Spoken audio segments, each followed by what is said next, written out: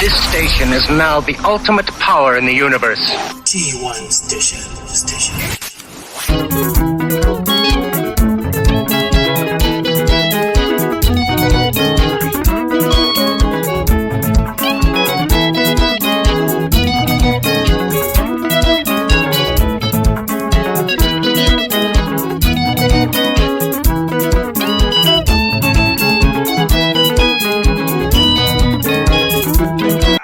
Ndanoita pana pamhuri Zimbabwe kune vachiri kundibata zvakumatima nenyika kwese kwamuri. Andinonzi Teacher T1 Radio Driver. Ndandosimudza chakuru. Ndiye anonzi Yeshungu Chinungu achifamba nechikwata chake Mhandu Express.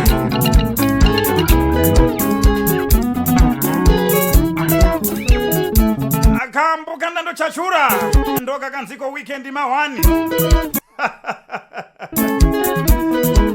Iri single trick mwana mtara akuriseko kwamuri. Zviri kutobida zviri kuendeka here. Atodzichachura tichidzikanda zvedu mudariro chimbonzwai ako. Atisawira wangu vatenga nyama kuti timutandara.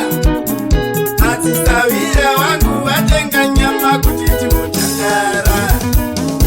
Atisawira wangu vatenga nyama kuti timutandara.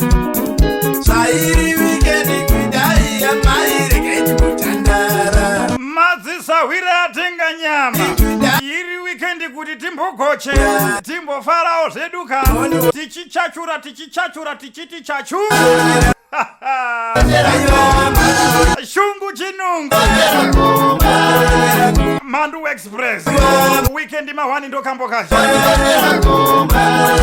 Muchinda iye haana kutanga nhasi. Mugore ra2016 akamboparura zvakare rimwe damba refu rakanzirwa booster rerudo achibva arikanda mudariro.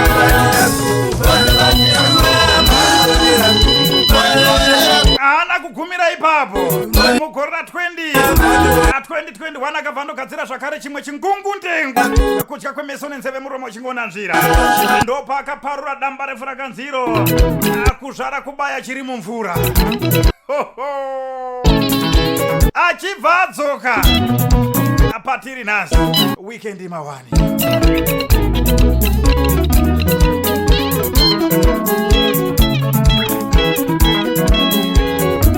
Ndo zvatinoita mwana mtara tinodziparura.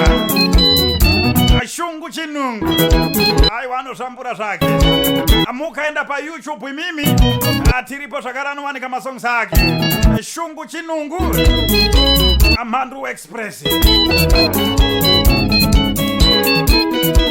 PaFacebook tiripo zvakare. Kana muchida masongs acho munokwanisa kushandisa phone number dziri paskrini idzodzo. Amonzwa kuti aiwa zvakamira sei. Asi paYouTube munoenda tiripo. Todzitatamura rekeni. Todzitatamura ndande. Ndo zvatinoita. Kana muna masong kwamuri tipei timaparure pano. Ndo zvatinoita kuti T1 station mwana mtara. Tinoridzira vanhu. Chenyu kungoridza chete motipa toisa kuwanu. Atifungewo zvekuba. Kana tata kwatafara tadakiva tifungewo zvekuba. Right, chinzwa mwana mtara ndakundopendera chirongwa. Nyeri kutaurwa nemuchinda unouya anonzi Yeshungu Chinungu. Ari kutaura kuti kana tichinge tafara paweekend ngatirangarirei kumba kuti mudzimai nevana vari kugochawo here zvatiri kugocha isisi.